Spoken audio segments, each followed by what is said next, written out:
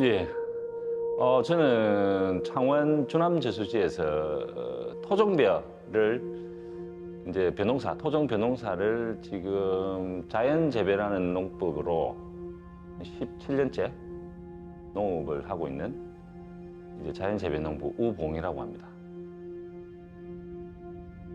네, 일반 분들은 자연농, 자연재배, 순환농법 이런 말씀을 하시는데 저는 이제 자연재배라는 말이 맞는 것 같고, 재배라는 거는 일반 농민들이 선택하는 이제 농법, 그리고 관에서 인정하는 농법이라는 게 이제 친환경, 그리고 관행. 크게 말하면 친환경, 관행 두 가지가 있는데, 친환경은 일반 분들이 아시는 무농약, 그리고 유기농.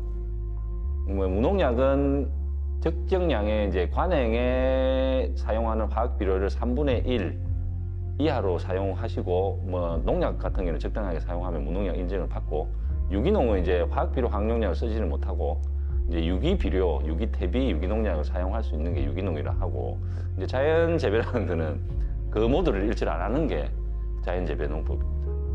토종의 한계가 이제 생산량이 대부분 좀 작습니다. 농법에 이게 차별화를 둬야 되겠다. 저도 이제 농업이라는 거를 영위를 해가지고 이제 생존을 해야 되기 때문에 일반 선배님들하고 똑같은 농법을 하면 농산물에 대한 차별을 못 두겠더라고요. 그리고 두 번째 또 선택을 한 건, 토종은 화학비료나 항농약이 필요가 없습니다. 화학비료나 항농약을 주면 오히려 이제 역작용이 생겨요.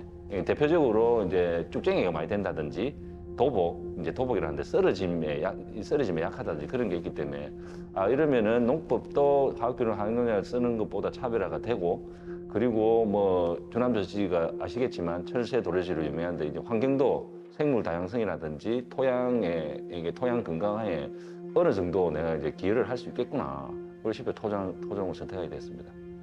근데 토종 같은 경우는 화학비료 항농약이 절대 필요가 없고, 그리고 토종의 가장 큰 장점은 사람도 그렇지만은 이제 면역이 강합니다. 아무래도 개량종은 개량화된 지 기껏해야 한 20-30년, 가장 오래된 종자는 일본 종자 같은 경우는 한 7-80년. 토종의 단점은 사실 거의 없어요. 조금 전에 제가 말씀드렸듯이 개량종의 가장 큰 단점은 화학비료를 써도 되고 적정량을 쓰고, 화학농약을 써도 적정량을 쓰면 지나치지 않게만 쓰면 크게 환경에 해가 되지는 않는데, 이제 개량종의 가장 큰 단점은 제가 벼농사를 지어보니까 3년 이상 그 종자를 쓸 수가 없어요.